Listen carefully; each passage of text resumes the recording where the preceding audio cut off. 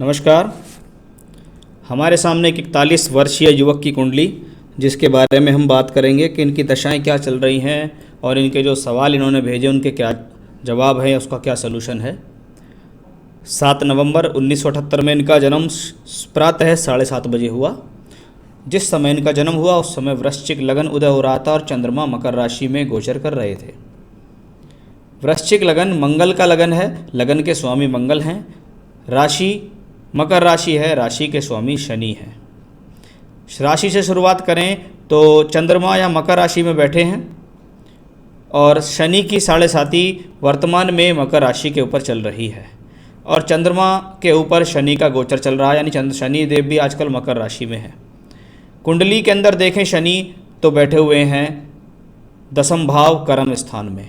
अब एक बहुत अच्छा योग इसमें यहाँ बनता है कि देखिए चंद्रमा के ऊपर शनि हैं, शनि कर्म भाव में बैठे हैं, तीसरे चौथे घर के मालिक हैं, यानी 7.5 के दौरान आपको मानसिक तनाव तो होगा, लेकिन टूर से, ट्रैवलिंग से, यात्राओं से आपको लाभ मिलेगा। छोटी यात्रा, बड़ी यात्राओं से आपको लाभ मिलेगा। आप अपने कार्य विशेष को चलाने के लिए अगर कोई यात्राएं करते हैं, दूर के लोगों से जुड़ते हैं, टूर ट्रैवलिंग्स करते हैं, या आज के समय में दूर से जुड़ने का मतलब होता है कम्युनिकेशंस के, आप ऑनलाइन रिलेटेड कोई वर्क कर लेते हैं तो वो आपके लिए बेहतर रहेगा, क्योंकि कुंडली में शनि 3 और 4 का मालिक होकर बैठा हुआ है। शनि जब कर्म भाव में बैठते हैं तो व्यक्ति से बहुत अधिक परिश्रम उसके कर्म के लिए कराते हैं।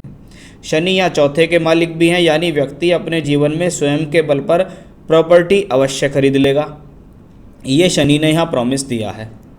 चंद्रमा तीसरे घर में भाग्य स्थान का मालिक होकर बैठे हुए हैं। इसका मतलब भाग्य बनाने के लिए कहीं ना कहीं आपको घर से दूर निकलना ही पड़ेगा, यात्राएं करनी पड़ेंगी, चाहे छोटी यात्रा चाहे बड़ी यात्रा, लेकिन उससे आपको लाभ मिलेगा। लगन का मालिक लगन में बैठा हुआ है। लग्नेश लगन में बैठे स्वास्थ्य के लिए अच्छा, आयु के लिए अच्छा, मान सम्मान के लिए अच्छा। कोई बड़ी विपदा परेशानी आती है तो उनसे ये बचाने में सक्षम है। साथ ही साथ ये आपको बड़ा मेहनती किस्म का बनाता है। मंगल भी यहाँ लगन में बैठकर आपको साहस प्रदान कर रहा है, चौथे घर को दृष्टि दे रहा है, यानी फिर से एक मकान का संकेत आपके यहाँ आया है। साथ ही साथ मंगल के साथ बुध, एकादशेश का लगन में आना धन योग बनता है, लेकिन वो अष्टमेश भी हैं। इसका मतलब है कि आपको ये प्रॉब्लम्स भी देगा, लाभ तो मिलेगा लेकिन कठिनाई से। अब बात करूँ मंगल बुध के योग की। शास्त्र कहता है मंगल बुध का योग अगर किसी कुंडली में हो तो ऐसा व्यक्ति स्वार्थी होता है। ऐसा व्यक्ति सर्वप्रथम अपने स्वार्थ के बारे में सोचता है कि चाहे कुछ भी हो, कैसे भी हो, मुझको फ़ायदा होना चाहिए, मैं नुकसान में नहीं आना चाहिए। शास्त्र में इसकी अलग अलग परिभाषा कही है, लेकिन मंगल बुध, क्योंकि ये दोनों स्वभाव में तो बहुत तेज हैं, लेकिन दोनों के स्वभाव विपरीत हैं। एक मंगल है, एक बुध है। बुध बुद्धि का कारक है। मंगल किसी चीज़ के ऊपर उसको तेज करता है, यानी उसको प्रसार करता है, यानी आपकी बुद्धि को चपल बनाता है। इसीलिए शास्त्र में कहीं कहीं मंगल बुध के कॉम्बिनेशन को एक चोर ग्रह का कॉम्बिनेशन कहा है। वहाँ इसका मतलब यही है कि ये व्यक्ति किसी भी परिस्थिति में हो लेकिन ये अपना नुकसान नहीं होने देता है। अब यही मंगल बुध, क्योंकि बुध यहाँ अष्टमेश भी हैं, जीवन में व्यक्ति अगर किसी गलत रास्ते से पैसा कमाने या गलत तरीके से पैसा कमाने या किसी का पैसा ले लेने या किसी भी तरीके की अगर जीवन में सोचता है, तब जाकर उसको मान सम्मान में हानि का योग बनता है। जैसा कि आपने सवाल पूछा, मान सम्मान हानि तो नहीं है, तो अगर आपने कोई ऐसा कर्म किया है तो निश्चित आपको मान सम्मान ही है, अदरवाइज कोई मान सम्मान हानि नहीं है। बृहस्पति इस कुंडली में उच्च के होकर भाग्य स्थान में बैठे हुए हैं। पंचमेश धनेश जब भाग्य स्थान में बैठे हैं, ईश्वर की कृपा प्राप्त होती है, धन मिलता है, ज्ञान मिलता है, संतान प्राप्ति होती है, अपने बल पर अच्छी बुद्धि रखता है व्यक्ति, अच्छा ज्ञान अर्जित करता है, अपने बल पर अच्छी शिक्षा भी कर सकता है। वाणी के बल पर भाग्य उदय, वाणी के बल पर पैसा कमाना, बुद्धि के बल पर पैसा कमाना भी दिखता है। और धार्मिक कार्य करना, धार्मिक यात्राएं करना, धर्म के प्रति आसक्ति भी ऐसे व्यक्ति विशेष रखते हैं। कभी कभी गोपनीय तौर पर दान भी देते हैं। राहु केतु अक्ष पंचम भाव पे जब जब आता है तो ये लाभ के लिए तो संकेत है, लेकिन कभी कभी जीवन में व्यक्ति अत्यधिक लाभ पाने के चक्कर में शॉर्ट ट्रिक्स भी अपना लेता है। वो ट्रिक्स कहीं ना कहीं उसकी सफल भी हो जाती हैं, लेकिन थोड़ा सा इन चीज़ों से आप बचिएगा। जैसे कभी कभी किसी ने आपने कहीं शेयर में पैसा लगा दिया या छोटा मोटा धन कहीं लगाया, आपको लाभ हो गया, आप लालच में आकर आपने बड़ा इन्वेस्ट कर दिया, वहाँ आप थोड़ा फंस जाओगे। जो मंगल बुध के कॉम्बिनेशन की मैं आपसे बात कर रहा था वो आपके सभी वर्गों में है। आप देखिएगा नवांश कुंडली में भी लगन में मंगल बुध है, दशमांश कुंडली जो प्रोफेशनल लाइफ के लिए जानी जाती है वहाँ भी मंगल बुध है। अब जब जब जब आप जीवन में ज़रूरत से ज़्यादा चतुराई दिखाएंगे या ज़रूरत से ज़्यादा बुद्धि का प्रयोग करेंगे, तब तब आपको डाउनफॉल का सामना करना पड़ेगा।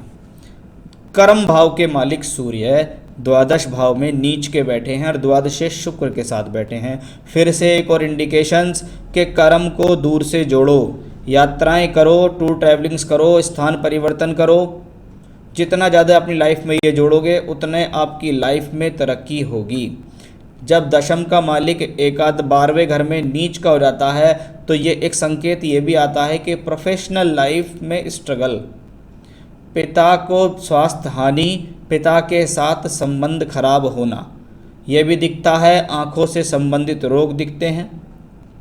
साथ ही साथ शुक्र, क्योंकि सप्तम भाव का स्वामी और कारक सब कुछ है और वो भी द्वादश में वक्री है, कभी कभी विवाह में विलंब होना और विवाह के बाद पत्नी से तालमेल ठीक प्रकार से ना चलना एवं पत्नी के स्वास्थ्य में परेशानी आने के संकेत आपके इस चार्ट से मुझे दिखाई दे रहे हैं। नवांश कुंडली में देखें तो लगन और सप्तम का राशि परिवर्तन है। ये योग अच्छा नहीं माना जाता। ये योग फिर से इंडिकेशंस देता है कि ये कहीं ना कहीं आप दोनों के बीच में वैचारिक मतभेदता रहेगी। अब दशा चल रही है बृहस्पति की। बृहस्पति 2-5 का मालिक होके नवम में बैठा, यानी ये दशा धनदायक है, भाग्योदय करने वाली है, दूर स्थानों पे ले जाकर तरक्की कराने वाली है, टूर ट्रैवलिंग से तरक्की कराएगी।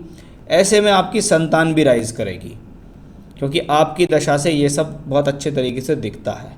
अंतर दशा आई है जुलाई 2019 से गुरु में शुक्र।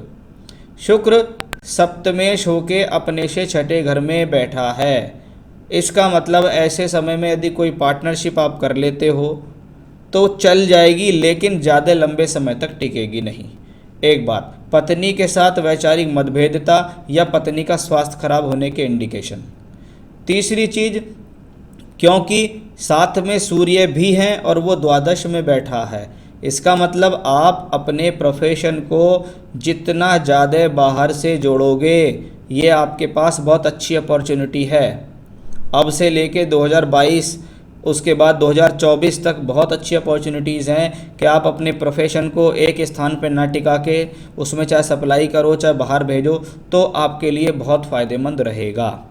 क्योंकि दशमांश कुंडली जो प्रोफेशनल लाइफ के लिए जानी जाती है, वहाँ बृहस्पति की पोजीशन फिर से बेहतर हुई और शुक्र सप्तम भाव में सप्तमेश होके बैठे हैं और द्वादशेश भी हैं।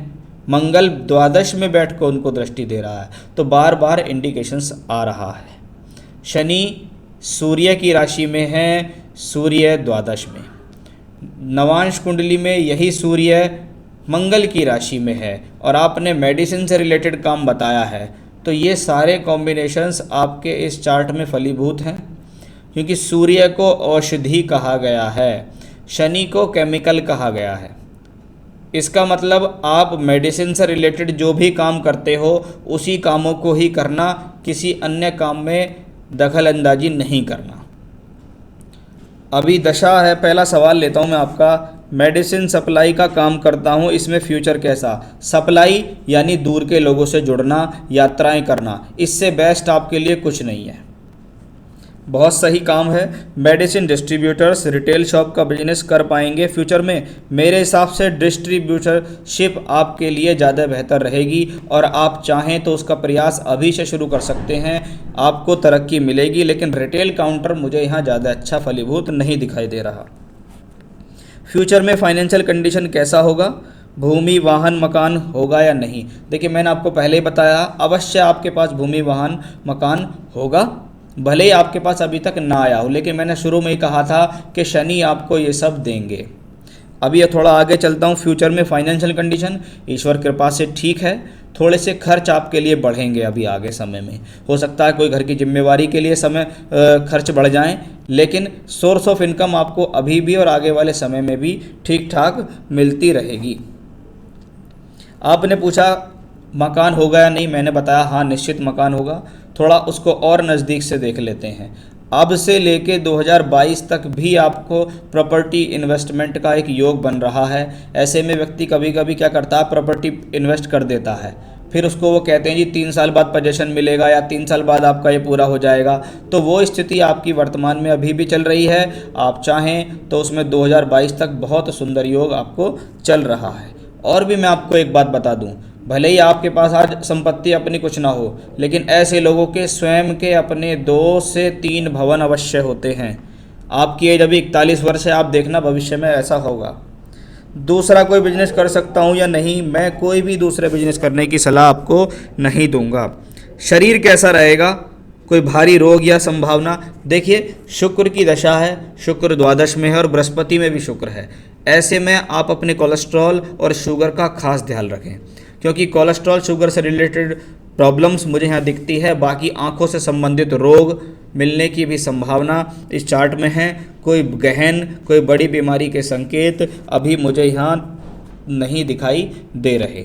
तो आपके सभी सवालों के जवाब दिए। ईश्वर कृपा से चार्ट अच्छा है, दशाएं भी ठीक चल रही हैं। आपको अपना बस ध्यान देना है, चतुराई में नहीं पड़ना है, ज़रूरत से ज़्यादा दिमाग नहीं लगाना है, नॉर्मल तौर पे अपने काम के लिए करें। कहीं बहुत बड़ा इन्वेस्ट करने से पहले थोड़ा विचार करें, झटके के धन के चक्कर में ना पड़ें। ईश्वर कृपा से जितनी भी दशा आपको आगे आ रही हैं वो आपको बहुत अच्छा धन देंगी, यानी जितना अधिक प्रयास उतना अधिक धन ऐसे व्यक्ति को मिलता है। तो ये थे आपके सवाल के जवाब। दशा आपको चल रही है बृहस्पति में शुक्र। बृहस्पति ओवरऑल बहुत अच्छे हैं, कुछ करने की ज़रूरत आपको नहीं है बृहस्पति के लिए। आपके लिए एक आजीवन रत्न अगर मैं बताऊं तो आप एक अच्छा सा पुखराज अवश्य धारण करें। श्रीलंकन पुखराज पहने तो ज़्यादा बेहतर रहेगा। मात्र 6.25 रत्ती तक भी श्रीलंकन पुखराज चल जाएगा। आपको चाहिए तो आप मुझसे प्राप्त कर सकते हैं। चलिए दूसरी बात, आप रोज़ाना देवी कवच का पाठ करेंगे और बजरंग बाण का पाठ करेंगे। देवी कवच का लिंक मैं आपको शेयर कर दूंगा, आप उसको सुन सकते हैं, उसके साथ साथ बोल भी सकते हैं। बाकी किसी चिंता की आपको कोई ज़रूरत यहाँ नहीं है। आने वाली दशाएं अच्छी हैं, बस अपने प्रयास आप अच्छे रखिएगा, आपको ईश्वर कृपा से आने वाले समय में तरक्की मिलेगी। नमस्कार।